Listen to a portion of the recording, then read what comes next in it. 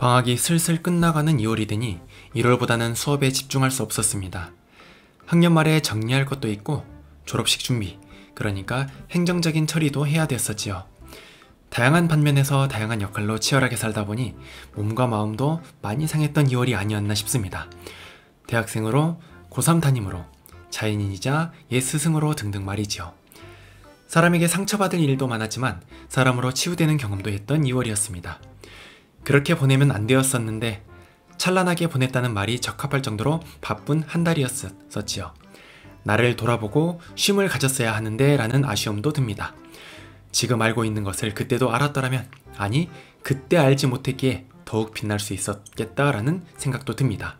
다 지나고 나서 이야기지요. 지혜를 얻으려면 그 대가를 지불해야 하니까요. 2015 개정 교육과정은 선택형 교육과정입니다. 학생들의 진로에 맞게 자신의 과목을 선택하여 수강할 수 있지요. 그래서 학생 수준과 성향에 따라 과목 선생님과의 케미에 따라 수강 인원이 매해 달라지게 됩니다. 수업 시수도 달라지지요. 학생에게 선생님의 운명이 종속되어 버리는 상황이 이번 교육과정에서 나타나고 있습니다. 아마 고교학점제가 되면 더했으면 더할 거예요. 자신의 가치를 만들고 지속적으로 어필하는 것만이 선생님의 생존 요건이랍니다. 학원이랑 다를 게 뭐냐? 라고 생각할 수도 있겠지만 공교육이라는 플랫폼 위에 있기 때문에 아주 죽진 않아요. 올해 왔다가 내년에 가는 극단적인 상황은 쉽게 벌어지진 않습니다. 지금까지 말이죠. 학교에서 지구과학 교사는 저 혼자뿐입니다. 그래서 반이 늘어나고 줄어드는 것에 따라 수업 시수가 많이 달라지게 되지요. 굉장히 민감해집니다. 수강생들의 수준을 알고 수업 준비와 수행평가 계획을 세워놓는 게 방학 때 일상인데요. 2월에 들은 수강생의 숫자는 생각 이상이었습니다. 많이 선택해줘서 고맙다. 그런 마음이 없진 않았지만 적당히 선택했을 때 이야기지요. 혼자서 감당할 수 없을 정도의 인원이 선택하면 수업은 무척 늘어나게 됩니다. 처음 계산했을 때 26시간이 나오더라고요. 시골 학교에서 평균이 15시간 정도니까 거의 2명분의 수업을 하게 생겼더랬죠. 그래서 같은 급여를 받고 여러분들 같으면 불만 없이 할 수 있을까요? 옆 선생님보다 내 수업이 2배나 더 많아요. 근데 같은 월급을 받아. 나는 기진맥진해서 방과 후 수업도 못하는데 옆 선생님은 일과 시간에 널널하게 있다가 방과 후 수업 열심히 해서 강사비를 받아요. 그러면 뭔가 불공평하다 생각되지 않을까요? 그런 상황이 2월에 발생해 버렸다는 겁니다.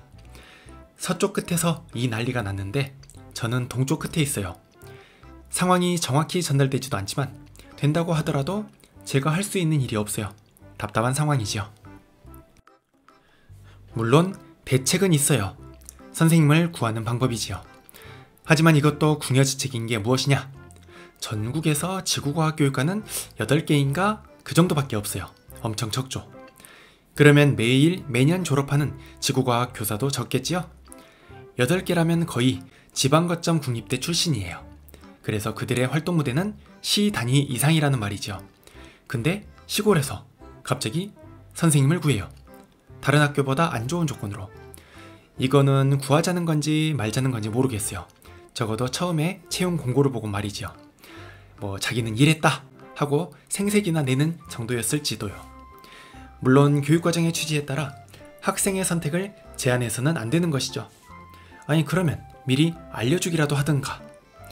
교재랑 평가 다 만들어 놓으니까 짜잔, 너 수업 많으니까 너도 선생님 구해봐. 안 그러면 너가 힘들어질 거야 라고 알려주는 게 뭐죠? 장난하는 것도 아니고 자신의 교육적 이상을 실현하기 위해 다른 누군가를 희생시키죠. 대를 위한 소의 희생. 그럼 묻고 싶습니다. 당신들은 한 번이라도 소가 되어본 적이 있는지, 그리고 희생을 해본 적이 있는지. 명분만 잔뜩 챙길 뿐이지요. 그런 이유들로 인해서 저는 특정 교직원 집단을 매우 싫어합니다. 그 정치적 색깔을 가장 많이 띠는 그 집단 말이죠. 참교사 자격도 안 되는 사람들이 참교육 코스프레를 하고 밥을 나누고 뒷담화하고 자기들끼리 강사 돌려막기 하면서 잘 먹고 잘 사는 집단. 이런 사단을 낸 것도 그 집단에서 열심히 활동하신 선생님이었었지요. 그래서 더더욱 싫어하게 되었답니다. 3월에 수업 들어가는데 2월에 이런 상황을 알려주다니. 만약 다시 같은 학교에서 근무하게 된다면 저는 정말 무능한 사람으로 취급할 겁니다. 반년 전 상황이었어요. 그런데도 말하다 보니까 화가 나네요. 그럼 그 당시에는 제가 훨씬 더 화가 났겠죠? 화만 내고 끝내면 되는데 스트레스가 마구 쌓여요. 아마 이게 치명적이지 않았나 생각이 됩니다. 어쨌든 다행스럽게도 선생님이 구해져서 한 학기 아주 다행히 마무리했답니다. 열심히 모셨는데 그분은 어떻게 생각하셨는지는 모르겠어요. 저도 그런 생활을 해봤어서 불편함 없게 오히려 일을 더 열심히 했답니다. 챙길 것도 더 많이 챙겨 들었다고 생각해요. 물질적인 거는 모르겠지만 적어도 수업이나 교과에 있어서 말이죠. 위기가 있고 시간과 사람이 해결해 주는 게 우리네 인생인 것 같습니다. 그래서 그때도 지금 상황을 알았더라면 아마 화를 덜 냈겠지요. 아마 이번 학교에서 3년 동안 있으면서 심리적으로 가장 몰렸던 때가 그때가 아닌가 싶습니다. 그러면서 졸업식 핑계대고 학교를 왔습니다. 굳이 핑계라고 말하는 것은 제가 작년에 3학년 담임이었었거든요. 그런데 졸업식에 참여하지 않았어요. 그들이 나를 어떻게 평가했는지는 모르겠지만 이것이 그들에 대한 저의 평가였답니다. 졸업식에서라도 억지로라도 축하해주고 싶지 않은 마음. 그대들이 담임복이 없었다면 나도 이 학교에서 학생복은 별로 없었다 라고 외치는 거였었지요. 무슨 복 타령입니까? 결국엔 내가 좋은 사람이 되면 그걸 알아봐주는 사람도 생기겠지요. 이에 대해서는 나중에 풀어볼 생각입니다. 지나가 보면 그때 제대로 잠도 못 자고 심장도 두근거리고 그랬던 것 같아요. 웃음조차 나오는 순간이 없었지요. 육체적으로, 심리적으로 모두 좋지 않았었다는 생각을 합니다. 얼마나 잘하려고 그 난리를 피웠는지 모르겠어요. 조금만 여유를 가지면 유연하게 대처할 수 있었던 일들인데 지혜를 얻기 위해선 시간도 필요하고 돈도 들어가고 건강도 소모해야 되네요. 참 비싼 친구입니다. 보름 이상 강의를 들었지만 잘 기억나지는 않습니다. 하나는 너무 어려웠고 하나는 교육학 분야라 저에게 그닥 와닿지 않았기 때문이지요. 인공지능도 어려웠는데 C샵을 이용해 무언가를 만드는 응용 강의는 너무 버겁더라고요. 200줄 이상 프로그래밍 언어를 쓰는데 이걸 해석하는 것도 빡셉니다. 전공자라면, 현업자라면 이것쯤이야 생각하겠지만 문외한에 가까운 사람이 아둥바둥 노력하기 위해선 시간도 에너지도 많이 투자해야 하더라고요. 교수님도 수업 태도 좋은 줄 알고 몇 번 말 걸었더니 좀 지나니까 너 못 따라가는구나 이렇게 생각하고 저를 제끼더라고요. 의식하지 못하는 순간에 저도 그랬을 수 있을 것 같아요. 아마 그로 인해서 상처받은 애들도 있겠죠. 그런데 이제 와서 사과를 하거나 후회를 한다거나 하는 것은 그리 의미 있는 방식은 아닌 것 같습니다. 그저 지금을, 내일을 잘 살기 위한 노력이 더 필요한 것 같습니다. 여름방학부터 시작해서 30학점을 듣는 부전공 연수는 이렇게 2월로 마무리하게 되었답니다. 공부만 할 수 있던 시절에 제가 참 그리웠던 그런 순간이었답니다. 다들 그러잖아요. 공부할 때가 제일 낫다. 사실은 그 앞에 문구가 빠져 있어요. 아무런 경제활동을 하지 않고 공부만 할 때가 제일 낫다. 이 말입니다. 성인이 공부하기 어려운 이유는 경제활동을 해야 되기 때문이에요. 20살이 되거나 20살이 넘어가서 돈을 벌어야 될 때 공부만 했던 이 시절이 그리워질 거예요. 저처럼 말이죠. 연수가 끝나고 일주일 정도 여유가 있었어요. 나를 위해 온전히 쉬어야 되는 기간이었었지만 그러지 않았어요. 건강과 젊음을 믿고 사람 만나러 돌아다녀야지 생각했답니다. 2월에 서울을 2번 갔으니 저도 참 과했다는 생각이 지금은 듭니다. 근데 시골에 살다 보니 이렇게라도 하지 않으면 지인을 만나기가 너무 힘들어요. 2달간 무건수행 비슷하게 살았잖아요. 그 스트레스를 풀어야 하기도 했었죠. 사람을 만나서 이야기를 나누고 그러면서 느끼고 배우는 게 제 낙이랍니다. 굳이 취미라고 말할 수도 있을 것 같아요. 사람 만나는 거 좋아하는데 연구직을 택하려 했다니. 아마 고등학교 때까지 진로를 그대로 가져갔다면 그 나름대로 행복하지 않았을 것 같습니다. 진로와 학과를 정하기 전에 자신에게 꼭 물어보셔야 해요. 내가 이걸 해도 괜찮은지, 이걸로 10년, 20년 밥 벌어먹고 살 때 행복할지, 이런 질문에 선명하지 않은 회색 답변이 나온다면 다른 진로를 선택하거나 선택을 위한 다양한 경험을 해봐야겠죠. 다양한. 이 말이 어렵죠. 학교, 학원, 집만 뺑뺑이로 다니고 공부만 하라고 하는데 무슨 다양한입니까? 다행히 지금은 유튜브 유선생님이 있잖아요. 여러 영상들을 보면서 이야기들 들으면서 내 마음을 뜨겁게 만들었던 게 무엇이 있는지 찾아보셔야 해요. 저는 직업이 교사이지만 공부만 잘하는 심심한 사람은 좋아하지 않습니다. 자기 색깔 확실히 갖고 열심히 살아가면서 저에게 자극을 주는 학생들을 좋아해요.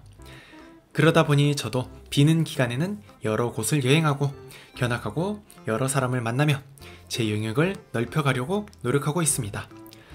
요즘에는 고3 담임을 하느라 그렇게 하지 못했었지만 시간의 여유가 생기면 노마드 인생 살려고 계획하고 있답니다. 그래서 저는 또 서울을 갔습니다. 현재까지 연락하는 친구와 지인은 가장 오래된 경우가 한 30년 정도 되고 20년 동안 연락하는 사람도 있습니다. 20살 이후로 만난 사람은 막 넓게 만난다라기보다는 오래 만나는 것을 선호하는 편인가 봐요. 인연이라는 게 서로의 성향과 생각도 잘 맞아야 되지만 만나서 이야기할 수 있을 만큼 여유가 있어야 하고 여유를 맺을 수 있는 노력도 해야 합니다. 그리고 시간이 지날수록 더 중요해지는 것이 운인 것 같아요. 내가 이 사람을 좋아하고 계속 만나고 싶더라도 상황이, 기회가, 어쩌면 교통편이라든지 또 사고가 생길 수도 있지요. 그래서 점점점 운의 영역이 증가하는 것 같아요. 10년이 넘어가는 인연들은 그래서 참 운이 좋다라고 생각하고 있답니다. 부산에 있을 때 서울을 가게 되었어요. 만난 연도로 표시하는 게 더 나을 것 같아요. 가면서 중간에 구미를 들렸었는데요. 구미에서 본 녀석은 2003년에 만났으니까 이제 한 20년이 되었었죠. 그 친구는 저를 만나고 자기의 삶이 달라졌다고 하는 친구랍니다.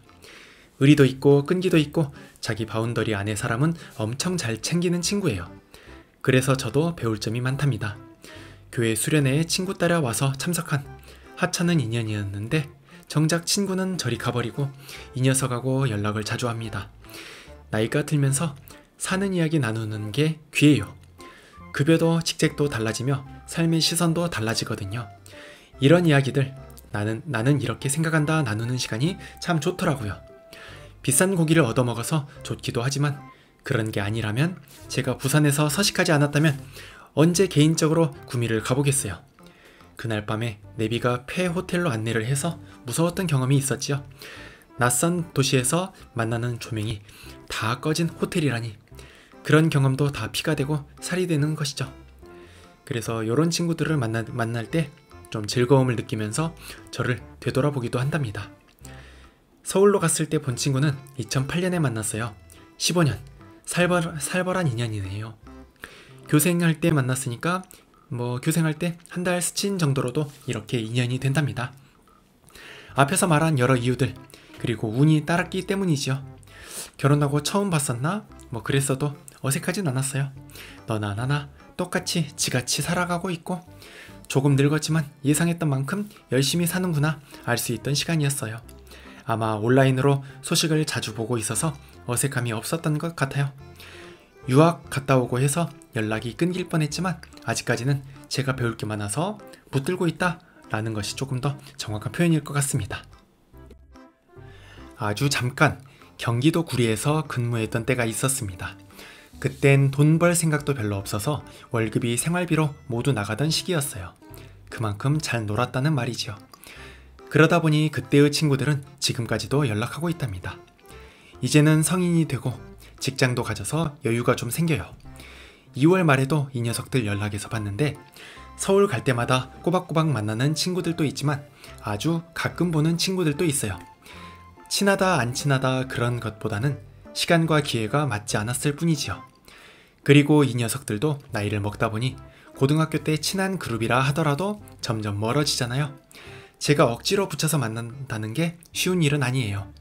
그래서 고등학교 때 졸업하고 나서 뭉탱이로 선생님 만나던 애들도 시간이 지나면 그룹이 나누어지고 점점 만나기 어려운 것 같아요. 구리 멤버들은 2014년에 만났으니 횟수로는 10년이 되었습니다. 아마 졸업한 애들과 가장 많이 연락하는 사람이 제가 아닐까 싶어요. 먼 길 오셨다고 그래도 만나는 주거든요. 지금 지역 애들한테는 상상하지 못할 그런 점이라는 생각을 합니다. 진짜 안 보던 애들은 졸업하고 처음 봤을 거예요. 그동안 대학도 졸업하고 군대도 다녀오고 취직을 하거나 취준생인 상황이지요. 오랜만에 보면 무슨 말을 해야 될지 생각이 들다가도 막상 이야기하고 술 먹다 보면 익숙해요. 이런 감정이 좋습니다. 어제 본 것처럼 똑같이 대하는 그 느낌. 그러면서 7년치 사는 이야기들이 줄줄 나오면서 아, 이제 어른이 되었구나 라는 생각이 드는 거죠. 근데 그렇게 되기까지 얼마나 많은 시간과 노력과 돈을 투자했겠어요. 학창시절에 에피소드가 없으면 졸업하고 봐도 별로 할 말이 없어요. 사제지간? 아니에요. 동지애가 있어야 해요. 사제지간이라는 감정이 있으면 학교에서 보죠, 반갑게. 그런데 동지애가 있으면 학교 밖 술자리에서 본답니다. 저도 학교에서 어떤 생각이 막힐 때, 어려움이 있을 때 옛 동지들한테 연락해서 지혜를 구한답니다. 당연히 공짜는 아니지요. 어떤 친구들은 누군가를 가르치는 선생님이 되어 있어요. 그래서 그때 내가 했던 고민을 지금 하고 있지요. 제가 답을 주긴 하지만 그때의 답이기 때문에 해석과 적용에 주의가 필요하죠. 다행한 것은 그때 저의 방향성과 생각들이 이 친구들에게 상속되어서 아이들을 위해 열심히 노력한다는 점이에요. 평가도 잘 받고 있죠. 그래서 교과에 대한 실력은 잘 모르겠지만 제가 수업을 들은 건 아니잖아요. 학생들과의 관계가 좋은 선생님이 되어 있는 모습을 볼 때 선배 교사로서 뿌듯함을 느낀답니다. 내가 너에게 교사로서 어떤 좋은 영향을 주었다면 그것이 지금 선생님이라고 불리는 네가 잘 써먹고 있다면 그것으로도 나는 참 잘했다. 이런 얘기를 지금의 제자들에게 해주고 있어요. 이 친구들의 활동들이 과거의 내 모습이기도 하니 대화하면서 다시 나를 배우기도 한답니다. 20이 넘어가잖아요. 그러면 이 녀석들이 나의 선생님이 되는 거죠. 인터넷 강의나 학원, 교재 등 마음만 먹으면 고등학교까지의 지식을 얻을 수 있어요. 자신의 노력이 먼저겠지만 말이죠. 그래서 고등학교 때까지는 검정고시라는 게 존재하는 것이에요. 혼자서도 다 할 수 있으니까요. 그렇기 때문에 학교에서 수업을 하는 것은 교사가 학생에게 줄 수 있는 것의 30%도 안 된다고 생각해요. 정말로 중요한 것은 수업이라는, 그러니까 학생과 교사가 한 공간에 만나는 자리에서 나를 물려주는 것이라고 생각해요. 나의 좋은 면과 나쁜 면, 이것들을 흡수해서 다음 세대가 성장할 수 있게 도와주는 것이 교사가 해야 할 역할이라 생각합니다. 잘하고 있거나 본받을 면은 정면 교사로, 이 새끼처럼 되지 말아야겠다 라고 느끼게 해주는 것은 반면 교사로 모두 학습시키는 거죠. 정면 교사와 반면 교사 모두 있기 때문에 우리의 직업이 교사가 아닐까 싶습니다. 지혜는 쉽게 얻어지지 않습니다. 시간과 노력과 돈을 들여 여러 인연을 만들어야 얻어지지요. 이번 겨울방학은 지식도 지식이지만 지혜를 얻기 위해서 노력한 시간들이 아니었나 하는 생각이 듭니다. 다음에는 3월에 대해서 제가 느낀 바에 대해서 이야기해 보도록 하겠습니다. 들어주셔서 정말 고마워요.